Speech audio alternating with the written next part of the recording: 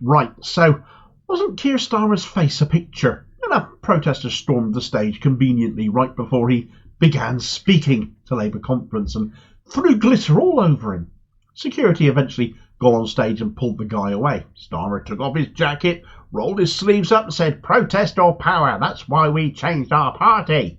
And I thought that's too quick and off the cuff for Starmer. He is the human form of Zolpidem to come out with, and then there were t-shirts being sold on the Labour Party website within hours.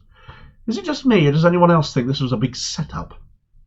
Right, so Keir Starmer's big conference speech, it got off to a somewhat unusual start, didn't it? Random guy runs on stage, throws glitter all over Starmer and says, "True democracy is citizen-led. Politics needs an update. We demand the people count."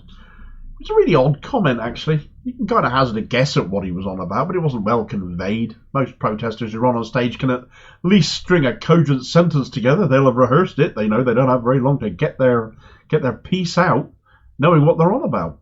Starmer pretends this sort of people's politics is what he's all about, though, as long as they're going to say at the end of the day, obviously. So surely this fellow would have been better off going after Sunak at Tory Conference. Although if he's of the same opinion as I am, and many of you watching are in regards to Keir Starmer's relationship with the truth and with honesty, I suppose it wasn't a bad place to make his point, all things said. It's not like Starmer was in any rush to get away from the chap, though, was he? He did grab Starmer's arm, I suppose, but he didn't look particularly worried, he just looked annoyed. But security then bundled the guy off, carted him away, and Starmer just took his jacket off, dusted himself down, tried to sound all tough by saying, "If he thinks that's going to put me off, he doesn't know me very well," to cheers from the assembled Blairite delegates, because there's no left-wing ones left, surely. Nobody knows you very well, Keith. What you stand for in the morning might have changed completely by the evening. The entire incident bugged me, though. How did the guy get in and get so close to Starmer? Last year, if you remember Labour conference from then, security was so tight there were armed security walking up and down the aisles, weren't there? Nobody could breathe the wrong way without being noticed. So how did this guy get on stage, have a good 5 seconds or so to say his piece before being unceremoniously taken away? Starmer got asked by Kay Burley what was going through his mind at the time, and I have a feeling it was more, make it look good, rather than, who the hell is this idiot, which would have been a more honest appraisal. Starmer's response to the question was neither of those things, though, as it turned out.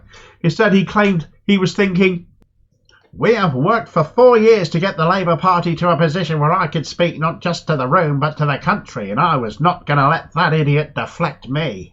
Interesting go-to response when being grabbed from behind and covered in glitter. I don't buy it for one moment.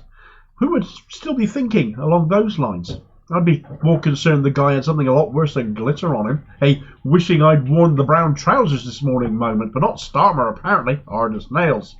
His comment afterwards about protest or power, that's why we've changed the Labour Party, wasn't lost on me either. The entire Labour movement was born out of protest, but now power's all that matters, apparently. Power to do what, though? Change stuff that you used to protest about? No, don't be silly. You don't believe in protest, do you? You want to change things people are protesting about now, even though you once promised to. Now you won't do anything the Tories won't do, will you? Tory child poverty cap is here to stay. Tory house building targets being adopted.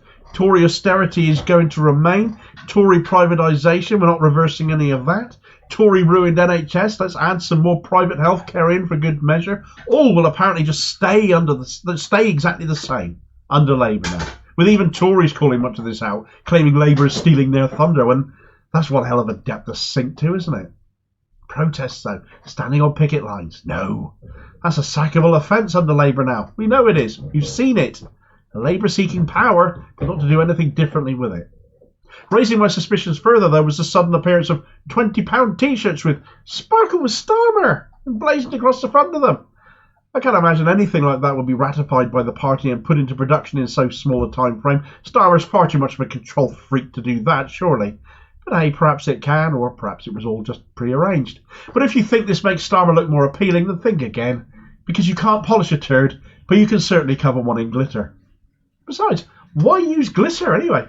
Doesn't everyone else get covered in orange paint these days? What happened to eggs or oil? That was usually the go-to ammo of choice for a politician to cover a face full of. Glitter brushes off very nicely, very conveniently. If this was a setup to allow somebody to storm the stage and pull a stunt to sell a few t-shirts and make Starmer look cool under pressure, that it was pretty tacky and actually pretty offensive. Letting people get this close to MPs has not gone down well in the past. We will always remember what happened to Joe Cox, of course. But it was only 2 years ago, notably in October as well, that David Ames was murdered at a constituency surgery. So if this was a stunt, it was an incredibly poor taste. And for what? To make Starmer look like he has a personality? We know he hasn't got one. No amount of glitter can change that. No amount of glitter can add any colour for the more than hour-long borefest of a speech that followed. I don't buy into it. I still think Starmer's a snake, a Tory masquerading in Labour clothing, and know he's a charisma-deficient liar trying to pull a stunt to make himself look good to desperately deflect from that. What he failed to grasp was that the moment he opened his mouth, ordinary people, not the Blairite rump of delegates clapping loudly like seals, obviously, were instantly reminded of why they can't stand him, though, and the fact we can believe so easily that he would pre-arrange this means he's gained little from it except ridicule. Labour remain in a commanding polling lead because people hate the Tories. This is just another reminder of why that polling lead really does have nothing to do with Keir Starmer. Thanks for watching. I hope you found the video useful. Please like, share and subscribe if you did. More content out daily. Please do leave a comment and be part of the conversation on this. Also, do you believe it was legit or was it a stunt? Do tell me why. Meanwhile, here's a video recommendation where another borefest, the supposed economic brains behind Labour, Rachel Reeves, recently gave us 4 reasons to dump Labour. No amount of glitter will put a glint on this either, and I'll hopefully see you on the next vid. Cheers, folks.